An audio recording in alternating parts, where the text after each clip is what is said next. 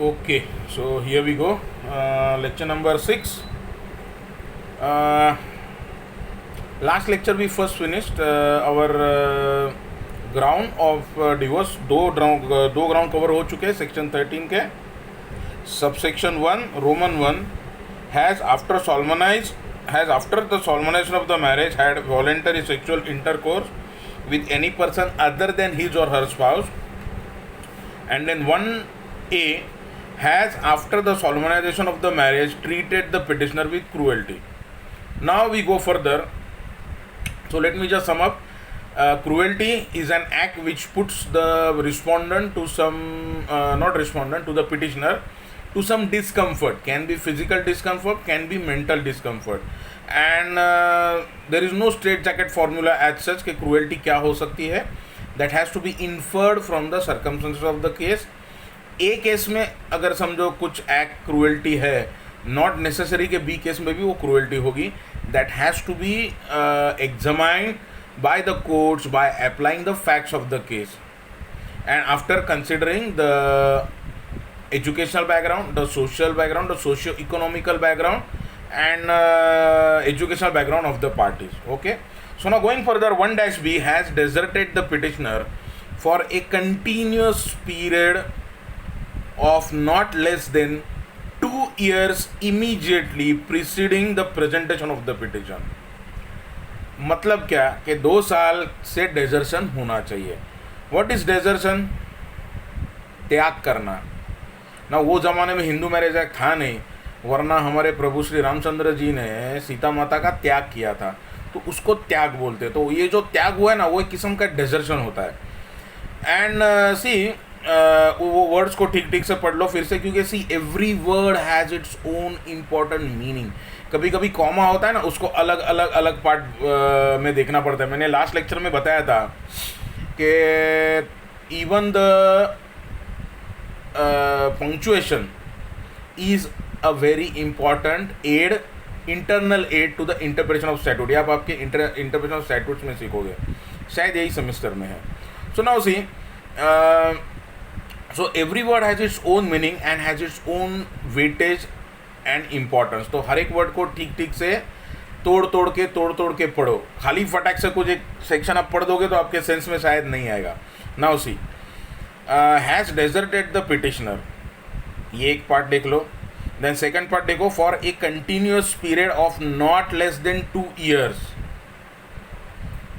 Immediately, ये third part हो गया. Immediately preceding the presentation of the petition. See law words are always clumsy, थोड़ा समझने के लिए डिफिकल्ट होता है. अगर लॉ इजी होगा तो क्या होगा बताओ दोस्तों, सब लोग पढ़ेंगे और समझ जाएंगे, तो तुम्हारे हमारे पास आएगा कौन? तो वकील बन के हम करेंगे क्या? सो लॉ का वर्ड्स टेक्निकल होता है, कभी कभी वो समझने में डिफ़िकल्ट होता है, इसीलिए तो लोग आपके पास आते हैं. मेडिकल का जैसा है कि दवाई खाने का तो ठीक है, सर्दी खांसी हो गई तो कुछ दवाई हम भी कम ज़्यादा कर लेंगे, लेकिन अगर कुछ ज़्यादा हुआ है, तबीयत ज़्यादा ख़राब हुई है, तो डॉक्टर के पास जाना ही पड़ेगा, उनका डायग्नोस करना पड़ेगा, and then accordingly treatment differ होगा. जैसे कि बाबा उसको क्या हुआ है, तो अगर इन्वेस्टिगेशन करने के बाद पता चला कि उसको मलेरिया हुआ है, तो ट्रीटमेंट मलेरिया का होगा. अगर ये पता चला कि चिकनगुनिया है, तो चिकनगुनिया का ट्रीटमेंट होगा. कोई वायरल फीवर होगा तो वैसे ट्रीटमेंट होगा.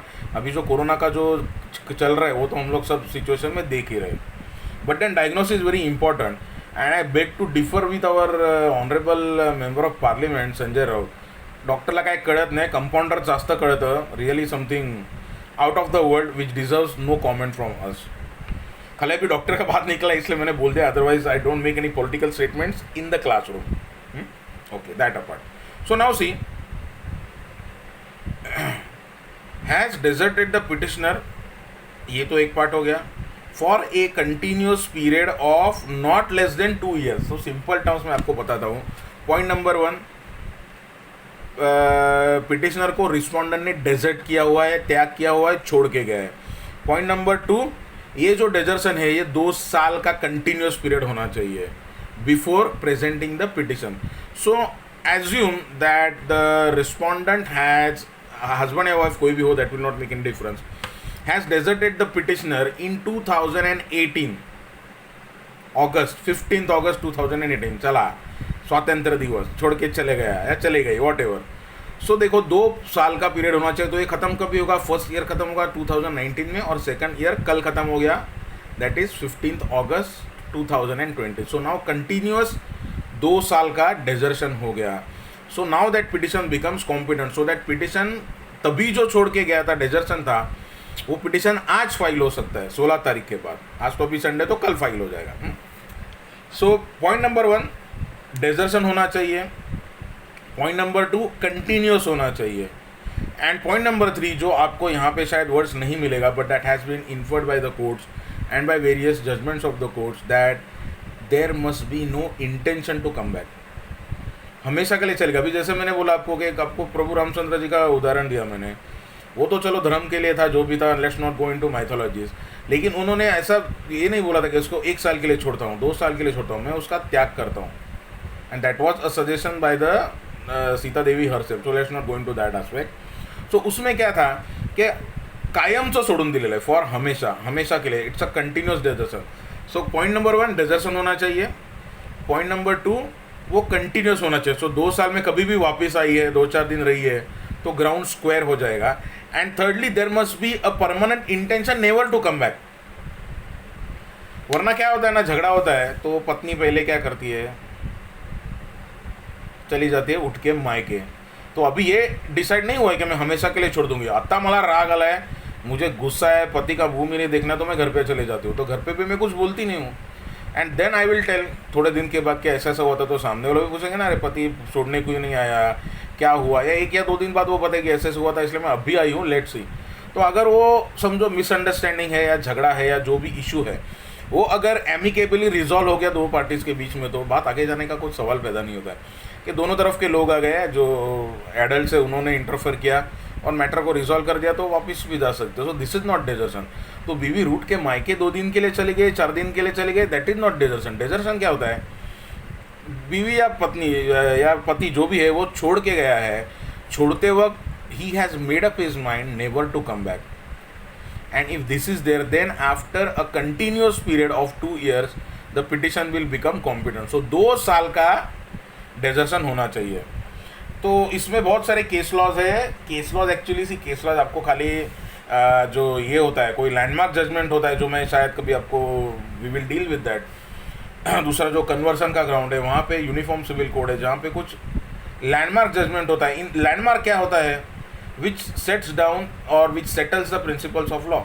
अभी जो रिसेंट जजमेंट लास्ट वीक में आया है सुप्रीम कोर्ट का, by which the daughter has been given rights even before the amendment, right from 1956। वरना वो जो अमेंडमेंट है 2006 का, सॉरी 2005 का, सेक्शन 6 एक बार ठीक से पढ़ लो, that date has been there. तो वो एक कट ऑफ डेट दिया हुआ है, that this will not be applicable to plaints which have been instituted before that date.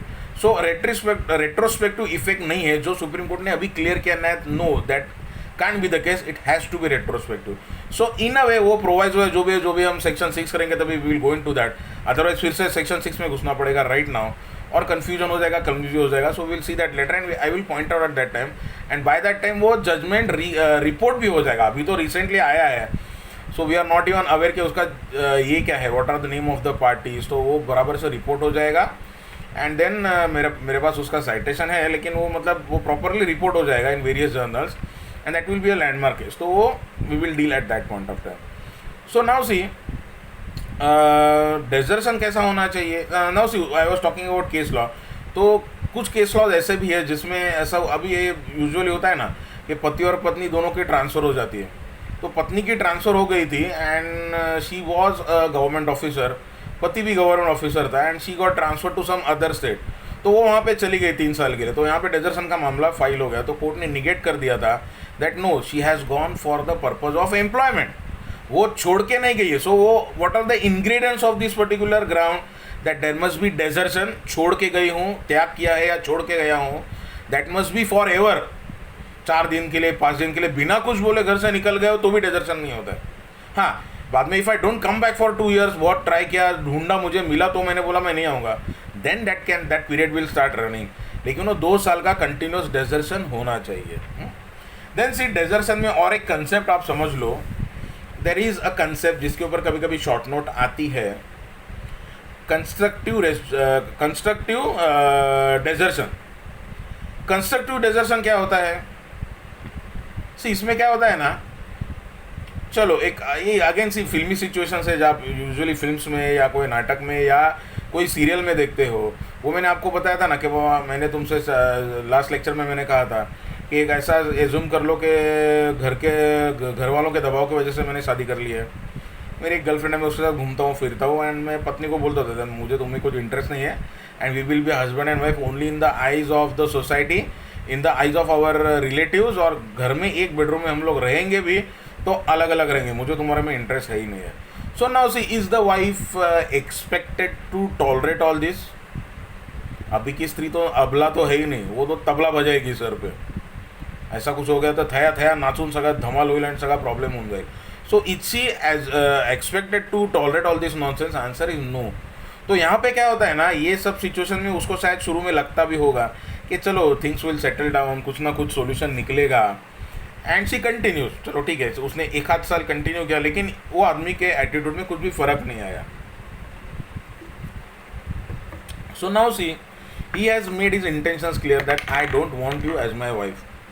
अभी उसने सिचुएशन ऐसा क्रिएट किया है that the wife might not like, उसको शायद रहना पसंद नहीं होगा या वो निकल जाएगी। सो यहाँ पे who has deserted? Technically the wife has deserted. घर छोड़ के कौन जाएगी? ससुराल छोड़ के कौन जाएगा? वाइफ जाएगी। लेकिन एक्चुअल डेजर्शन कौन कर रहा है? पति कर रहा है। तो इसको बोलते हैं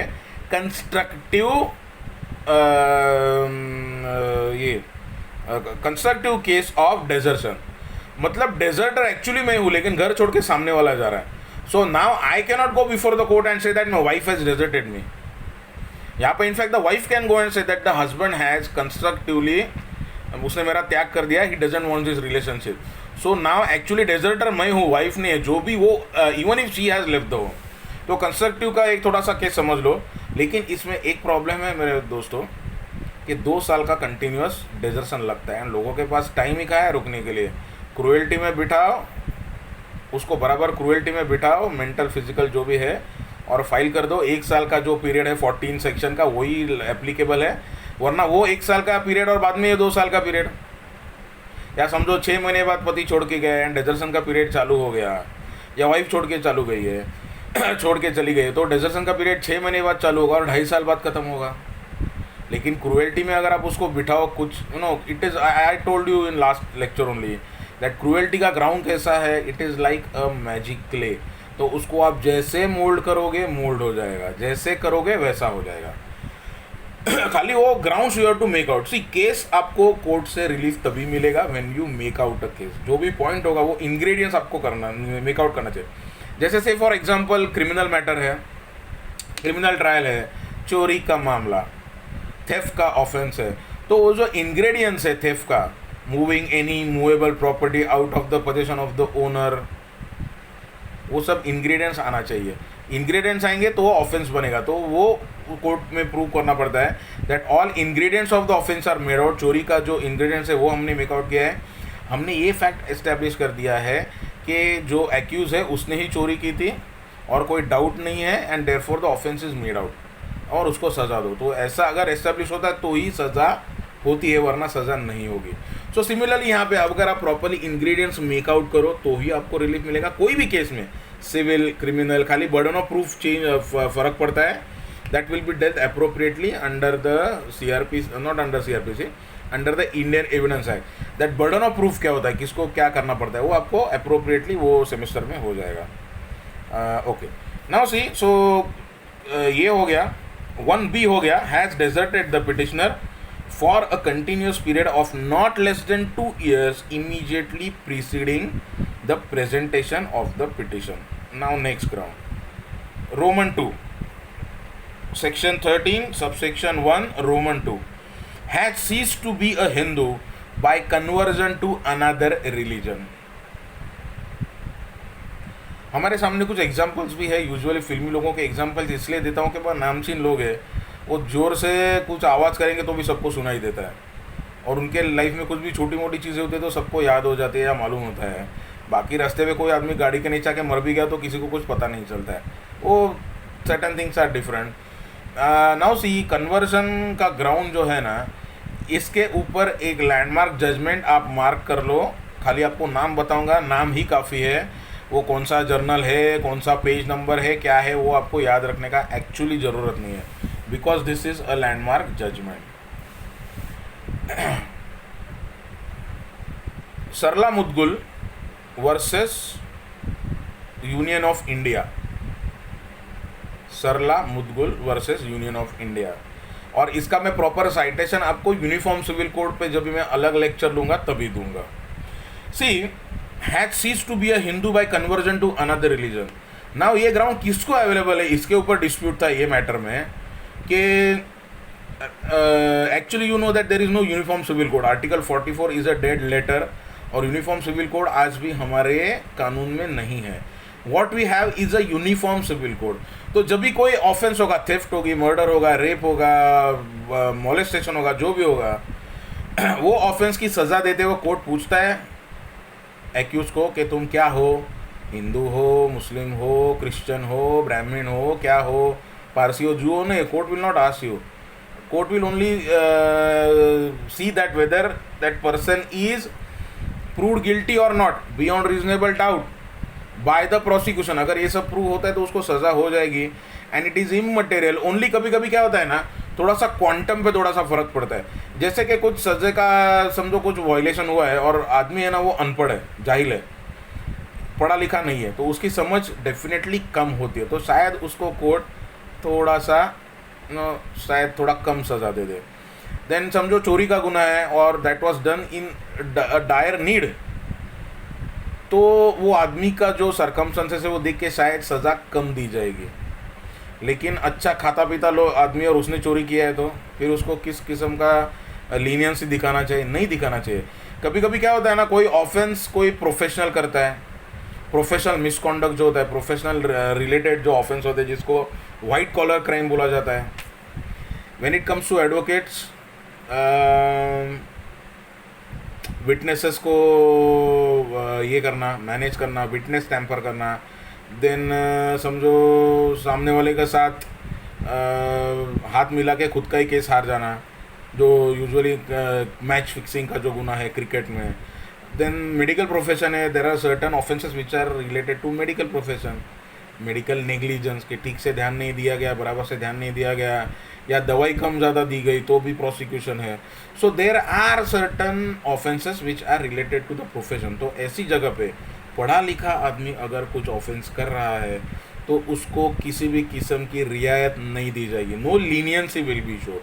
सो यहाँ पे किसी किस्म का उसको ये नहीं दिया जाता है, एक सॉफ्ट कॉर्नर नहीं रह जाएगा। वही अगर किसी अनपढ़ या कोई you know infirm person, sick person, old person, women, to some extent child, and child you are aware कि अगर वो 18 साल से नीचे होगा तो offence are dealt with under the juvenile justice act. And juvenile justice act में भी कैसा है, 7 साल से नीचे रहेगा तो कुछ गुनाह होता ही नहीं है।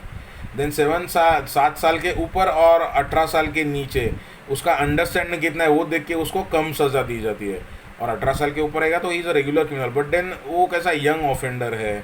So these things are consider. तो कभी कभी वो गुनाह अगर किसी प्रोफेशनल ने किया है तो उसको क्यों लीनियंसी दिखाना चाहिए। So punishment will differ, punishment will differ. अभी ये केस, ये जो मैं सरला मुदगुल का केस आपको बोल रहा हूँ, ये केस में फैक्ट्स क्या थी that because of there not being a uniform civil code, see sorry, every Hindu person envies a Muslim person. Why? क्योंकि वो 4 शादियाँ कर सकता है, अगर वो 5वीं शादी करेगा एक साथ तो शायद ऑफेंस बन जाएगा। अभी यहाँ पे क्या होता है कि हिंदू आदमी रहता है, वो बोलता है अरे हम क्या 2 नहीं रख सकते क्या, हमको नहीं परवड़ता है क्या, हम भी रख सकते हैं। सो ये जो डिफरेंस है ना, अभी इसमें देखो क्या होता है दैट, एक आपको एग्जांपल देता हूँ, एक धर्मेंद्र और हेमा मालिनी का केस है और दूसरा महेश भट्ट का केस है। महेश भट्ट जिसकी अभी बहुत चर्चा चल रही है, उसका वो पिक्चर भी रिलीज़ हो रहा है सड़क 2, जिसको बहुत सारे डिसलाइक्स मिले हुए हैं। He had married second time with Soni Razdan. Soni Razdan is mother of Alia Bhatt, और पूजा भट्ट जो है वो पहले बीवी की लड़की है। And he had lot of affairs and lot of things. Even Parveen Bobby was his girlfriend. बहुत सारे लिव इन रिलेशनशिप्स में भी वो आदमी रह चुका है। एक किस्म का व्हाट यू कैन से बहुत मैं अभी क्लास में तो नहीं बोल सकता हूँ, लेकिन बहुत हल्के चरित्र का आदमी है, उसको बहुत सारी as a womaniser you can say. अभी इसमें क्या हो गया, he wanted to marry this his girlfriend without divorcing his wife. Divorce करेगा तो एलिमनी आएगा, डिवोर्स के लिए बहुत साल झगड़ा करना पड़ेगा। अभी ग्राउंड से एक हम लोग देख रहे हैं, और कोर्ट में आप जाओगे तभी देखोगे कितना टाइम लगता है, 4-5 साल निकल जाते, तो वो उसको नहीं चाहिए था। So he took out a via media, he converted to Islam and he claims to be born of a Muslim mother, कि मेरी माँ मुस्लिम थी तो मैं वैसे भी आधा मुस्लिम हूँ तो मैंने मुस्लिम में कन्वर्ट कर लिया। He converted himself to Islam, his girlfriend Soni Razan also converted to Islam and they contracted a nikah। अभी इसमें क्या होता है ना, ये ग्राउंड फर्स्ट वाइफ को अवेलेबल है क्योंकि कन्वर्जन किसने किया है, महेश भट्ट ने किया है। सो वो कन्वर्ट करके सामने नहीं जा सकता। अभी वो जो सरलम उद्दुल का मैंने आपको केस बोला, उसमें क्या हुआ था, that lot of convergence had taken place and it was their ground कि मैं तो मुस्लिम हो गया हूँ, मैंने तो हिंदू धर्म छोड़ दिया, so this ground is available to me that has ceased to be a Hindu by conversion to another religion. But then the court negated that in that particular case, and court said that no, this is not the position.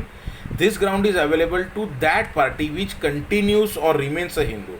So assume that a wife remains a Hindu and husband converts to Islam, or the husband continues to be a Hindu and the wife converts to Islam, and then remarriage होता है। तो ये situation ज़्यादातर मर्द ही change करेंगे।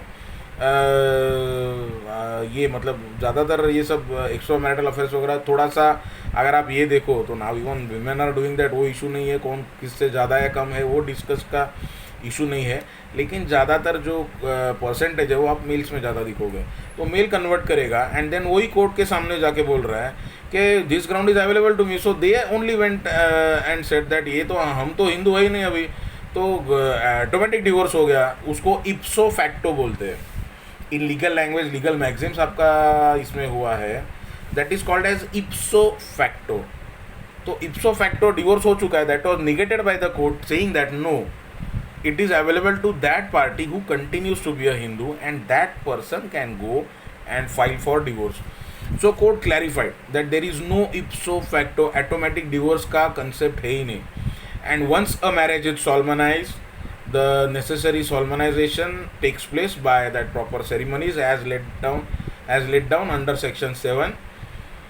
Then the marriage is in subsistence and thereupon it will dissolve या only a competent court can dissolve by decree of divorce after a proper petition is filed before the court.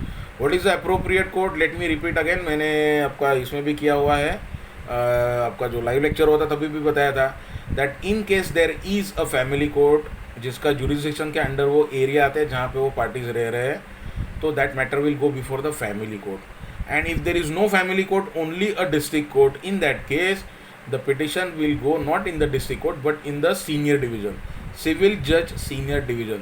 So whenever I get chance I will properly point out to you hierarchy of the courts के courts का hierarchy कैसे होता है.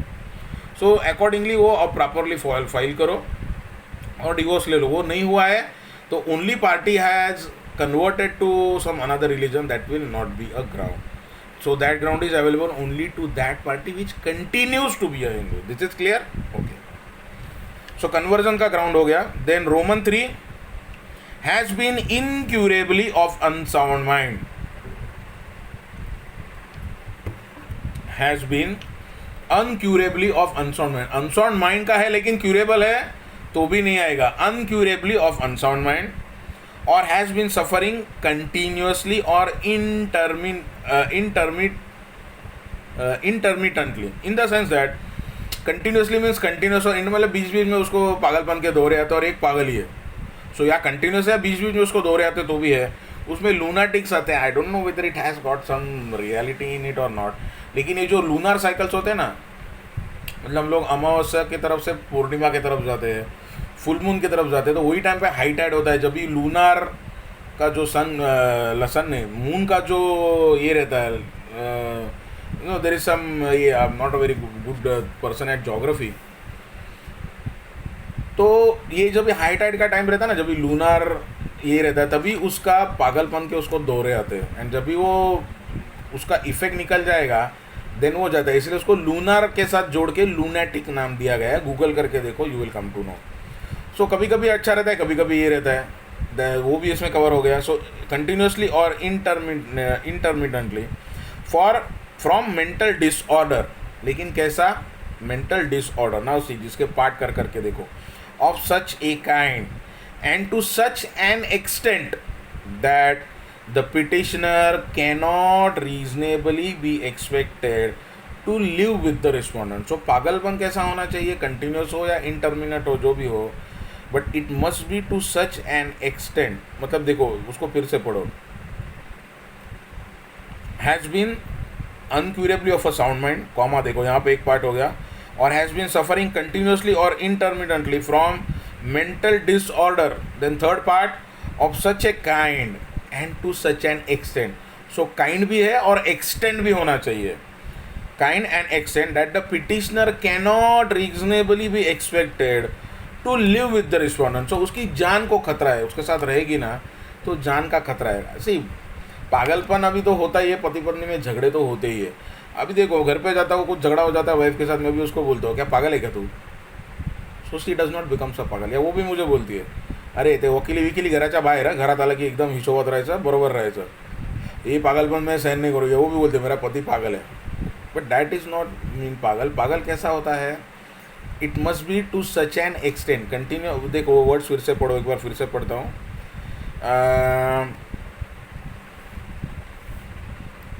Has been incurably of unsound mind or has been suffering continuously or intermittently from mental disorder of such a kind and to such an extent, उसको underline या bold कर लो चाहिए तो, of such a kind and to such an extent that the petitioner cannot reasonably be expected to live with the respondent. Now see the explanation below. यहाँ तक ठीक है, अभी explanation will clarify it. In this clause A, the expression mental disorder means mental illness. Then दूसरा क्या है देखो, arrested or incomplete development of mind. Then psychopathic disorder or any other disorder or disability of mind and includes schizophrenia. Schizophrenia एक medical condition है, mental condition है, जिसमें किसी किसी किस्म के दौरे आते हैं, किसी किसी को हेल्यूसिनेशंस भी होते हैं। सो देखो mental disorder means what, mental illness, किसी किस्म का मानसिक रोग है। देन अरेस्टेड और इनकम्प्लीट डेवलपमेंट ऑफ माइंड, मतलब कैसा ना, अभी शादी का एज है, लड़की का शादी भी हो चुका है, उसका मैं एग्जांपल आपको देता हूँ। एक केस मेरा ही हुआ था, मेरा means I was the lawyer of that person, and शादी हो गई, वो रहने को भी आ गई, लेकिन उसको जो मेंटल स्टेटस था that was like a child, she was equated with child of से 10 और 12 ईयर्स। तो 10 या 12 साल की लड़की को कितनी समझ होती है, शादी की जिम्मेदारियाँ, the responsibilities, then the commitments, और ये सब करके शायद वर्किंग लेडी है तो वर्क कमिटमेंट्स अलग से होगा, ट्रैवलिंग ये वो कितना है, एंड देन ये सब होने के बाद में घर का काम निपटो, ये करो, आके भागम दौड़ी करके ट्रेन से आओ, खाना पकाओ, साफ़ सफाई करो, जो भी रहेगा वो सब काम निपटाओ, and then again you have to discharge your duties towards your husband. तो ये सब समझ में नहीं आता था उसको। आई विल क्लैरिफाई दैट, पहले ये हम लोग ख़त्म कर लेते हैं। So see any means any mental illness, arrested और incomplete development of mind, then psychopathic disorder और एनी अदर डिसऑर्डर और disability of mind and include schizophrenia. अभी 2 एग्जांपल्स आपको देता हूँ। एक केस में सिजोफर्निया था and the wife was not in a good mental state. कैसा हो गया वो ना, शी वॉज नॉट अ साधक एज सच, वो ये जो होता है ना सनातन भारत का एक ये है जो बदनाम हुए थे, दाभोळकर का मर्डर, कालबुर्गी का मर्डर, एंड सर्टन के that has always been equated with fanatic Hindus, या कुछ उनका आतंकवाद जैसा कुछ है, सैफ्रॉन टेरर वगैरह, वो उसको ज्वाइन किया गया है।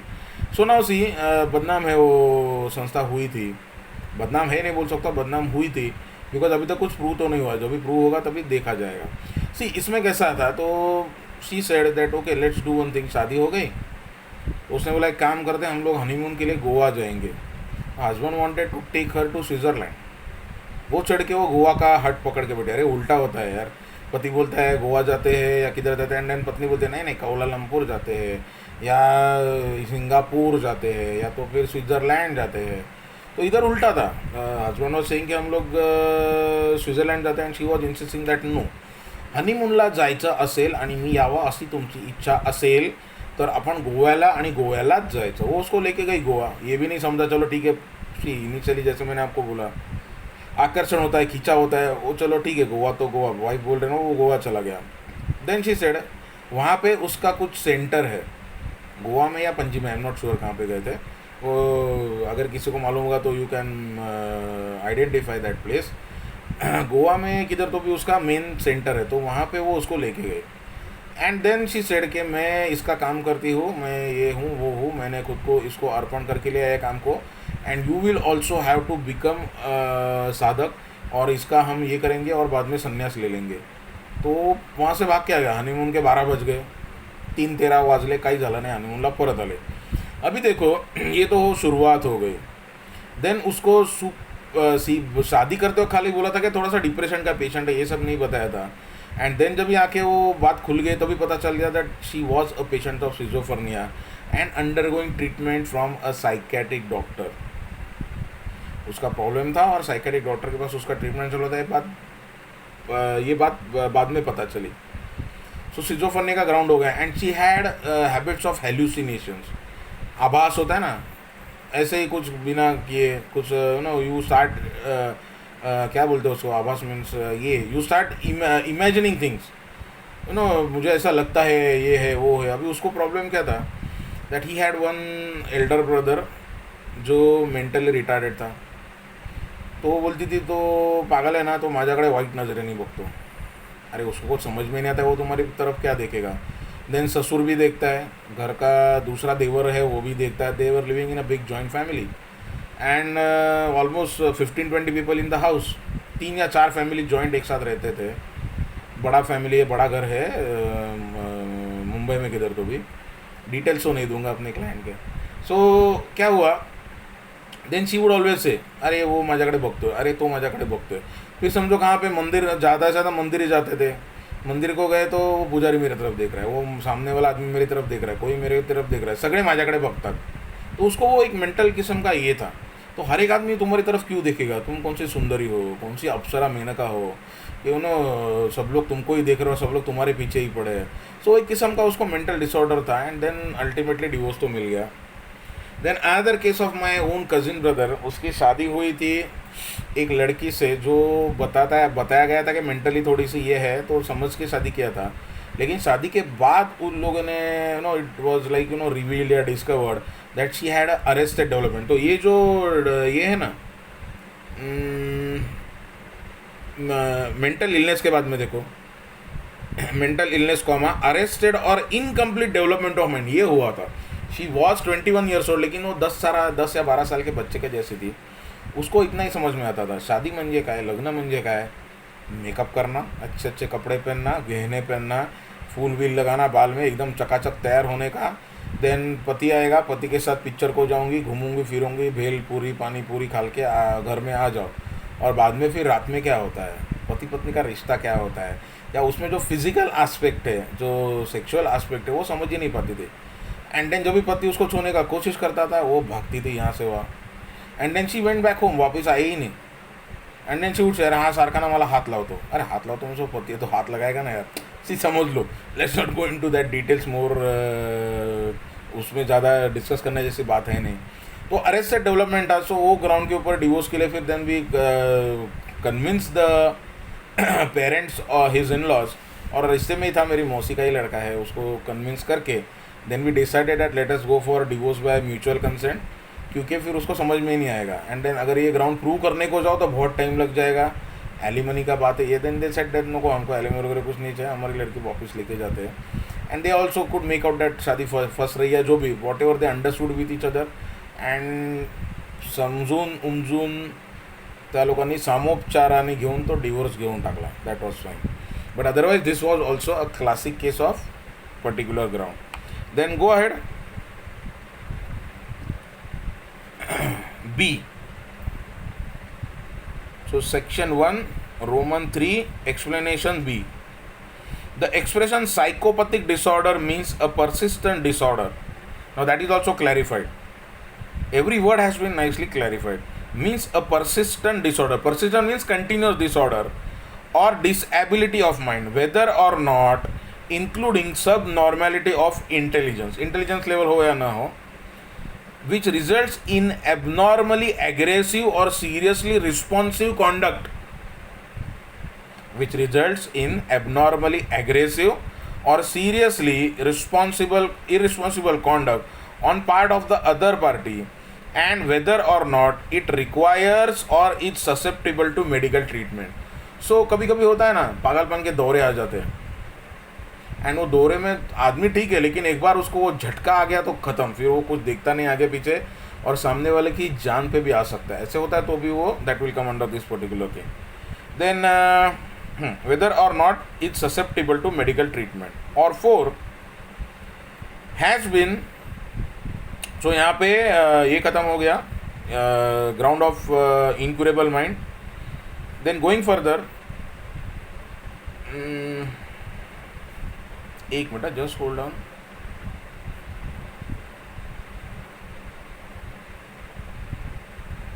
हाँ, okay. Then go to next, 4th ground, Roman 4.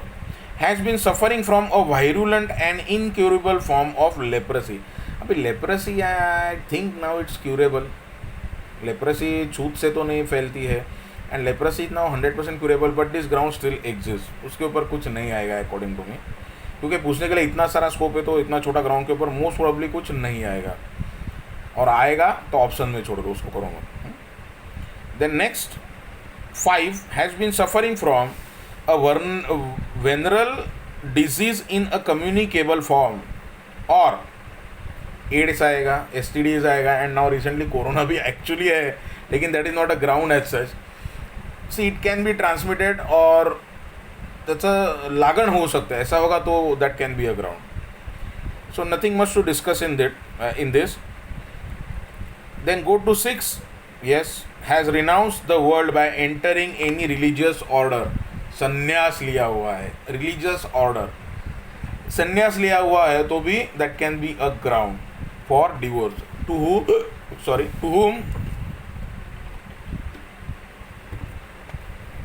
हुम टू दैट पार्टी जो कंटिन्यू होते, तो जिसने रिनाउंस किया है उसके अगेंस्ट वो ग्राउंड अवेलेबल होगा. तो अगर समझो पति कोई महाराज बन गया है अभी, so that can be a ground. अभी now recently you see there was a controversy with respect to in respect of our honorable Prime Minister Narendra Modi, that उनकी शादी हुई थी, पहले तो शादी हुई थी, उन्होंने डिक्लेयर नहीं किया था, अभी उन्होंने एक्सेप्ट किया कि यस मेरा मैरिज हुआ था, जशोदा या यशोदा बहन नाम की कोई उनकी वाइफ है, और उन्होंने बाद में संन्यास ले लिया था.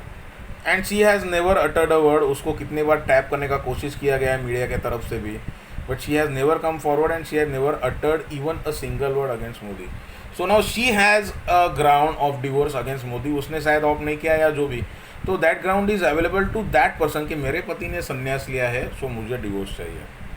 बिकॉज ये क्या होता है ना, ये जो एंटरिंग, ये जो कन्वर्जन है, और कन्वर्जन जो ऊपर हमने डिस्कस किया था, और ये जो है by entering any religious order, तो संन्यास लिया means what you know, it is a civil death. आप अगर कन्वर्सन करते हो कि आप हिंदू से मुस्लिम बन जाते हो, तो law assumes that you have now died as a Hindu and you become a Muslim. तो आपका हिंदू नाम निकल जाएगा और मुस्लिम नाम हो जाएगा, and then that is considered to be a death as such. And when it comes to even sanyas, so now you have renounce the world. तो आपने जग का त्याग कर दिया है. सो आज से मेरी माँ तो माँ रहेगी, बाप भी बाप रहेगा, बहन भाई सब रहते हैं, लेकिन बीवी बीवी नहीं रहेगी. मतलब वो पति पत्नी का रिश्ता नहीं रहेगा, और बच्चे नहीं रहेंगे, मेरा कुछ भी इससे ये नहीं रहेगा. But that has to be in real religious and pious sense. तो उसका मतलब है, otherwise you can just run away from your responsibilities. Okay, has renounce the world by entering any religious order. और 7, this is very interesting, has not been heard of as being alive. Has not been heard of as being alive for a period of 7 years or more. 7 years or more. by those persons who would naturally have heard of him and had the party been alive. Again इसको part part में देख लो. Has not been heard of being alive, कितने दिन के लिए? For a period of 7 years और मोर.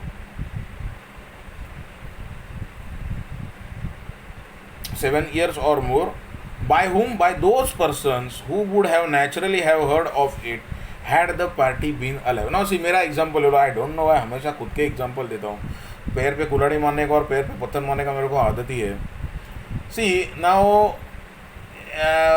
अंबर जोशी वकील, अभी इसके आपको वेराबाउट्स चाहिए तो कहाँ जाना पड़ेगा? I am a practising lawyer also and a lecturer also. तो आपको दो ऑप्शन से आप जाके कोर्ट में इंक्वायरी कर सकते हो, भाई ये नाम का कोई वकील है क्या, आता है क्या. तो आपको बार से जो बार का जो डिस्ट्रिक्ट का जो बार एसोसिएशन होता है वहाँ पे मैं मेंबर हूँ, वहाँ पे डिटेल्स मिल जाएंगे. वहाँ पे आप अगर वहाँ पे जाके कुरेद के देखो ज़रा, ऑफिस वालों को बराबर मैनेज करके वो देखो, तो उधर मेरा फॉर्म भी होगा, मेरे डिटेल्स भी होंगे, शायद डिजिटल भी हो सकता है. सो you can get my contact number, you can get my address, office का एड्रेस भी होगा वहाँ पे. और ऐसे दूसरे वकील होंगे जो मुझे जानते हैं, मुझे पहचानते हैं. ओके, इतना बड़ा लॉयर नहीं कि जैसे राम जेठमलानी है, कह रहे उसका नाम ले लो तो बहुत दुनिया पहचान रही है, या हमारे कपिल सिब्बल है, या कोई हर्ष साड़वे है. उतना बड़ा लॉयर तो नहीं हूँ, लेकिन लॉयर लोग तो मुझे पहचानते हैं. जितने वकील है कुछ लोग मुझे अच्छे से पहचानते हैं. सो वहाँ पे जाके आपको पता चलेगा कि मैं ज़िंदा हूँ. देन कॉलेज में आ जाओ, मैं कॉलेज में पढ़ाता हूँ, आपको पता चला तो ये कॉलेज में आके पूछो, अरे वो सर आते हैं क्या पढ़ाने को, तो आपको पता चलेगा, अरे हाँ आते हैं, लेक्चर हो रहा है, उनका पेमेंट भी हुआ है, यहाँ पे रहते हैं. So you can get the detail. So these are the persons who will ideally know that I am alive. आपके जो प्रोफेशन रिलेटेड होते हैं या आप नौकरी पे जाते हो वहाँ पे, सो ये लोगों को भी मालूम नहीं है, 7 साल के ऊपर हो चुके हैं, दैट आप जिंदा हो या नहीं हो. आप किसी दिन लापता हो गए और 7 दिन के लिए आप आए, 7 साल आपका पता ही नहीं है. Just whereabouts are not known. Now after 7 years the law will assume that the person has died. It's a deemed death, and then the consequences will follow. So has not been heard, I read that again, Roman 7, has not been heard of as being alive for a period of 7 years or more. By whom? By those persons who would naturally have heard of it had the party been alive. Had the party been alive. Okay. अभी देखो explanation जो यहाँ पे दिया हुआ है उसके नीचे, in this section expression desertion means desertion of the petitioner by other party to the marriage without reasonable cause and without the consent or against the wish of such party.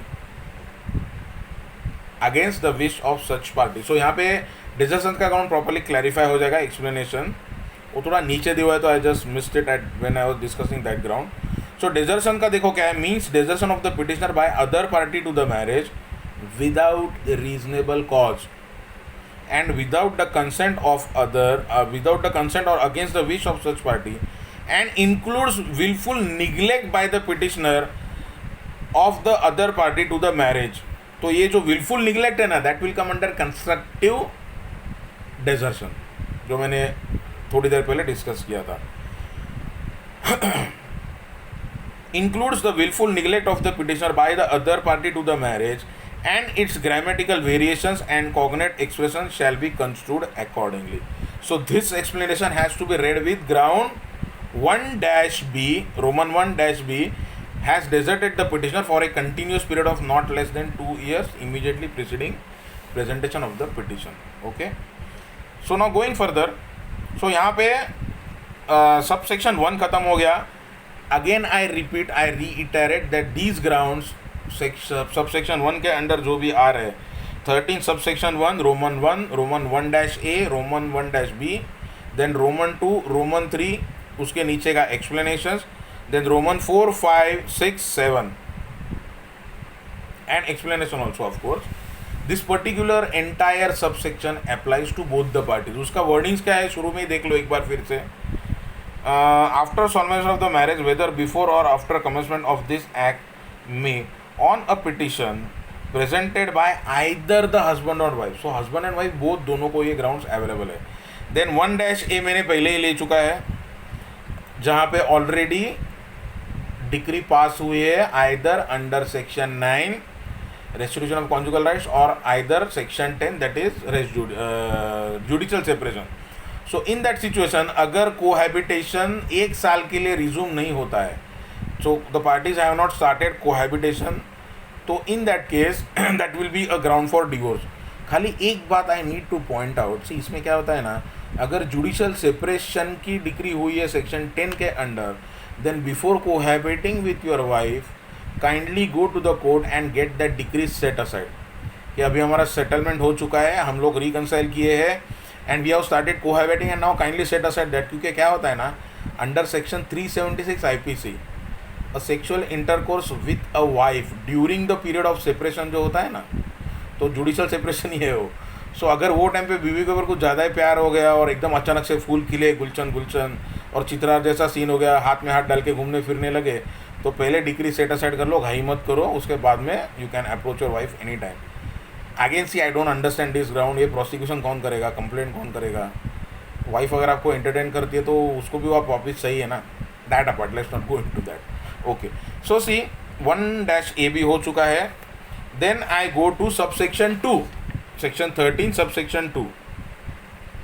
Now these are grounds which are available only to the wife, only to the wife.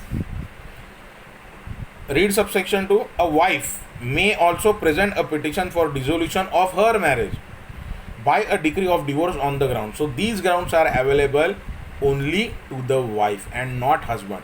So no husband can evoke subsection 2, husband can evoke only subsection 1.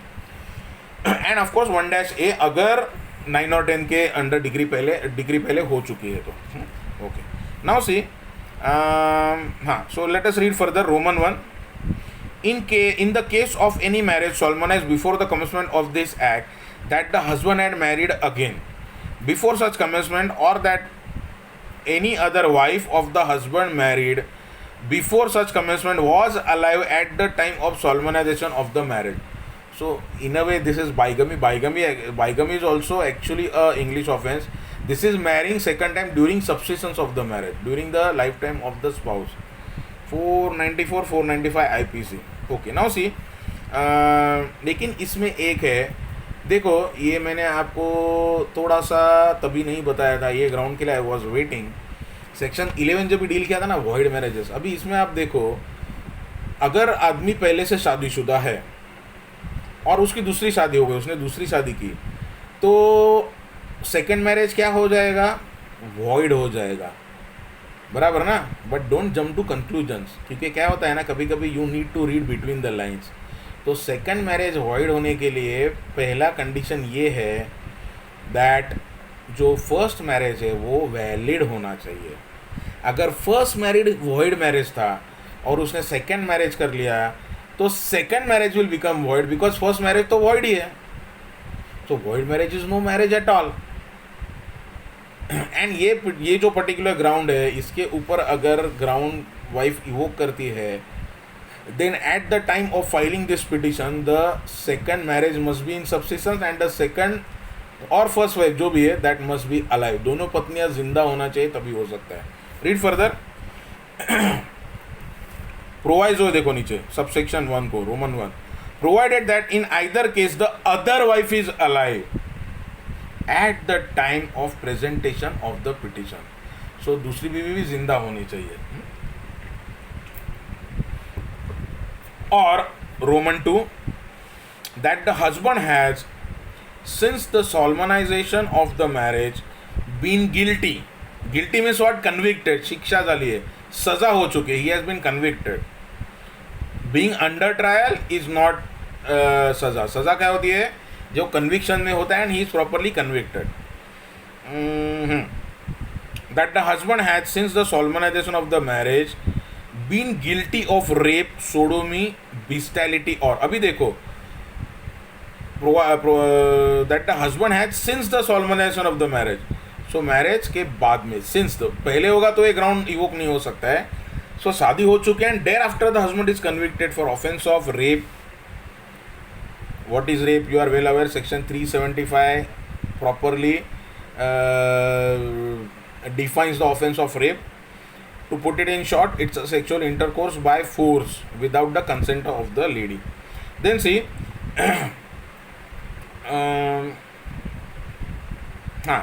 then sodomy or bestiality. What is sodomy and what is bestiality? This comes under the unnatural offenses. Section 377 IPC के under ये आता है. Sodomy includes not includes, basically it's like कि किसी sexual exploitation मर्द का भी हो सकता है और वो एक मर्द ही करता है. तो होमोसेक्सुअलिटी जो होती है जहाँ पे समलैंगिकता है and one person sexually offends और वायलेट्स और मोलेस्ट अनदर मेल, तो वो सोडोमी बन जाता है. And bestiality when a animal is sexually violated. Now how the animal will file complaint, that's a big question. और कैसे प्रूव होगा कि कंसेंट का तो बात आएगा ही नहीं, लेकिन ये प्रूव कैसे होगा? ये चीज़ें रास्ते पे या ओपनली तो होती है नहीं. हाँ, बिस्टैलिटी के भी बहुत सारे केसेस होते हुई है, and but you will rarely find any convictions under this particular section. Sodomy के अंडर डेफिनेटली होता है, because even you know that there is a protection of children from sexual offences act. उसको बोलते हैं पॉस्को. पॉस्को एक्चुअली पॉस्को नहीं है, वो protection of children from sexual offences act ऐसा. हाँ, मतलब बोलते हो पॉस्को बोलते हैं. So under that provisions also conviction can be there. That is under of course the criminal laws. Then see subsection 3. अभी देखो ये जो 1A ग्राउंड था ना कि ये हुआ है, there was a earlier petition under section 9 or 10 that is under the restitution of conjugal rights or judicial separation, and then rehabit नहीं हुआ. ये वाइफ के लिए अलग से ग्राउंड दिया गया है.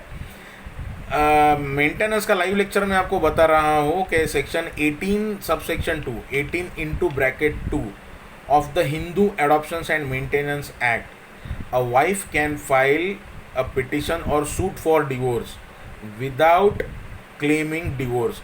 It is substantially almost on the same grounds of divorce. तो अभी जो हम लोग सेक्शन 13 डील करें वही ग्राउंड्स होते हैं आइडियली, लेकिन वो वाइफ का चॉइस है that she doesn't wants a divorce and she is claiming only maintenance.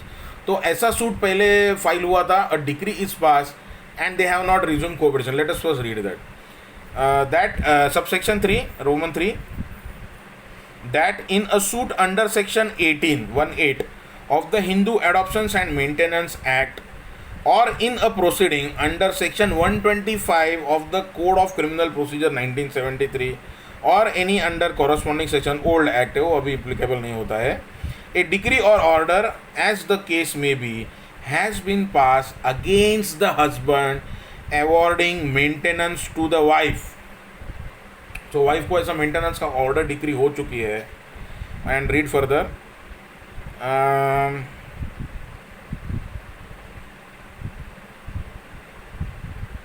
हाँ, against the husband awarding maintenance to the wife, notwithstanding that she was living apart, and that since the passing of such decree or order, cohabitation between the parties has not been resumed for 1 year or upward. So this is specially ground available only to the wife.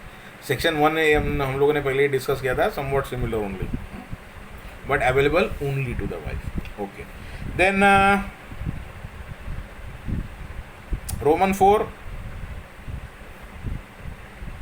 Now this ground you will very rarely see. मैंने भी कभी देखा नहीं है इतने साल में. अब तक कम से कम 100 शादियाँ मेरे हाथ से टूट चुकी है मीन्स पार्टीज ने तोड़ी है, मैंने खाली डिवोर्स दिलाया है. देन कुछ सेटल भी हुई है. अराउंड 20-25 मैरिजेस और ऑल्सो सेटल. एंड 100 के ऊपर 100 सेंचुरी हो चुकी है मेरे. 100 के ऊपर तो मेरा मैटर्स अभी इतने सालों में हो चुका है. तो मैंने कभी ये ग्राउंड कभी देखा नहीं, because this is a very not unusual, but you will rarely find any petition coming under this ground to you when you come into practice. Roman 4, that the marriage, whether consummated or not. Now what is consummation? I again reiterate. A marriage is consummated means what? वो पहला शारीरिक संबंध, वो first physical contact, that first sexual intercourse, a marital intercourse has taken place. तो एक बार जब वो पहले बार सेक्स हो जाता है तो मैरिज कंसूमेट हो गया. सो कंसूमेट हो गया या नहीं, that is out of question. That her marriage, whether consummated or not, was solemnized before she attained age of 15 years. 15 साल से कम थी. And she has repudiated the marriage after attaining that age but before attaining 18 years of age. Language थोड़ा clumsy है, सो एक समझ लो कि शादी हुई थी तभी वाइफ 15 साल से नीचे थी. वो तो अभी एक्चुअली एज के हिसाब से होता ही नहीं है. And today only in the newspapers it has been reported that the central government, the BJP government, the NDA is considering revising the age of marriage. So most probably according to my intuition, अभी तक कुछ उसके ऊपर आया नहीं है, but I think so that the marriageable age for a girl will also be increased to 21 years. So अभी जो है what is present that the male or the bridegroom पति 21 साल का होना चाहिए और पत्नी जो है वो 18 साल की होनी चाहिए. तो 18 साल निकल के शायद 21 साल हो जाएगा. So both must be 21 years old. So उसमें क्या होता है, माल न्यूट्रिशन का केसेस है, देन जल्दी प्रेगनेंसी हो जाती है, then at times the mentally, physically, emotionally, then maturity wise also the girl is not ready for और नॉट परिपक्व विचार नसतात. And her body is also not matured enough to sustain that pregnancy. Pregnancy में बोलते हैं ना by सा पुनर्जन्म है, क्योंकि वो बच्चा पैदा होने तक पता नहीं क्या अंदर हो जाए, एंड इट्स लाइक पुनर्जन्म ही होता है. सो एक बार बच्चा पैदा हो गया तो ऐसा बोलते हैं कि माँ का भी पुनर्जन्म हो गया, क्योंकि बहुत सारे कॉम्प्लिकेशंस होते हैं ना. ओके, द मेडिकल फील्ड काफ़ी ये हुआ है, it has advance a lot and so many treatments and facilities and super speciality doctors are available, जो पहले नहीं था. पहले के ज़माने में तो आया या कौन वो दाई आया वो क्या घर पे आती थी, जो एक एक्सपर्ट लेडी रहती थी कोई भी विलेज में, वही आके डिलीवरी करवाती थी. तो वो अभी डिलीवरी नॉर्मल नहीं हो सकता है, वाटर लॉस हो चुका है, and now the situation is such that a normal birth can take place. तो वो टाइम पे तो सीजेरियन वगैरह था नहीं, लेकिन अभी है, and so many times plan करके सीजरिंग वगैरह हो जाता है, तो नेचुरल डिलीवरी होती भी नहीं है कई बार, depending upon the medical situation of that girl. So वो सब फेस करने के लिए she must be 21 years of age. तो वो रिवीजन अभी आ जाएगा, तो एक राउंड वैसे भी आप नहीं देख पाओगे, बट सिंपल टर्म्स में आपको बोलता हूँ that she married when she was less than 15 years old, and 15 years का होने के बाद में after 15 years and before attaining 18 years of age she has repudiated that marriage. तो ये ऑप्शन किसी लड़की को दिया ही नहीं जाएगा that she can repudiate that marriage, but okay, she has repudiated, that means she has given up that claim that I don't want to be a wife. So this ground is available to the wife, whether that marriage is consummated or not, that is out of question. I will read that again and then we proceed further. That her marriage, whether consummated or not, was solemnized before she attained age of 15 years, and she has repudiated the marriage after attaining that age, means 15 साल से बड़ी, but before becoming 18 years old. तो 18 साल होने के बाद उसको ground available नहीं होगा, and you won't find this ground. मैंने तो कभी इतने साल में देखा नहीं है और शायद देखूंगा भी नहीं.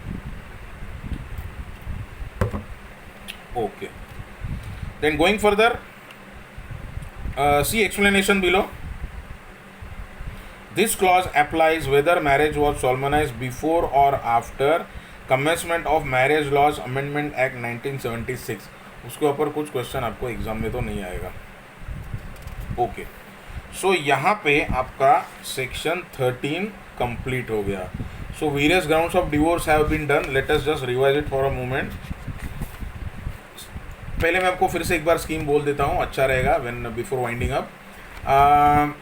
Under section 13 sub section 1, grounds of divorce are available to both husband as well as wife. Then 1-A, those grounds are available again both to husband and wife, but only in case it is a condition requisite that पहले degree पास हुई थी either of the sections 9, that is restitution of conjugal rights, or judicial separation. So that is a special ground available in that case. Then under subsection 2, grounds are available only to the wife. तो ये scheme से आप बराबर पढ़ो, and section 13 भी अलग से देख लो. सेक्शन 13 भी was brought by this Amendment Act 1976 and this has been borrowed from the Special Marriage Act. Special Marriage Act के अंडर ये डिवोर्स बाय म्यूचुअल कंसेंट था, जो पहले हिंदू मैरिज एक्ट में नहीं था. Therefore it has been brought by amendment. कोई भी अमेंडमेंट होता है ना स्टूडेंट्स, वो अमेंडमेंट कभी भी A B C D section करके इंसर्ट, किसी क्या होता है ना, सेक्शन 13 को अमेंड करना है, तो अभी पहले ही सेक्शन 14 पहले से ही है, तो आप बीच में कैसे इंसर्ट करोगे? So 13 ABCD। अभी recently after the brutal gang rape of Nirbhaya there was amendment to the criminal act, और उसमें जो सेक्शन 375 जो ये है रेप का ऑफेंस है, उसका डेफिनेशंस चेंज हो गया है, and accordingly certain new sections have been brought into that act, जिसको implead किए गए, उसको बीच में इंसर्ट किए गए, that is 376A, B, C। सो ऐसा होता है, तो कभी कोई अमेंडमेंट होती है ना, वो ABCD के नाम से अंदर आ जाती है। कॉन्स्टिट्यूशन को भी देख लो, वो क्योंकि क्या होता है ना, पूरा सीक्वेंस चेंज हो जाएगा, एंड नीचे अमेंडमेंट करोगे एकदम एंड में तो मतलब नहीं है, सो उसको बीच में ऐसे डाला जाता है। So 13B divorce by mutual consent, that also has been covered. So section 13 complete हो गया, grounds of divorce. Then section 13A वो भी इंसर्ट किया गया है by amendment act 1976, same, alternative relief in proceedings. So that I will deal in the next lecture.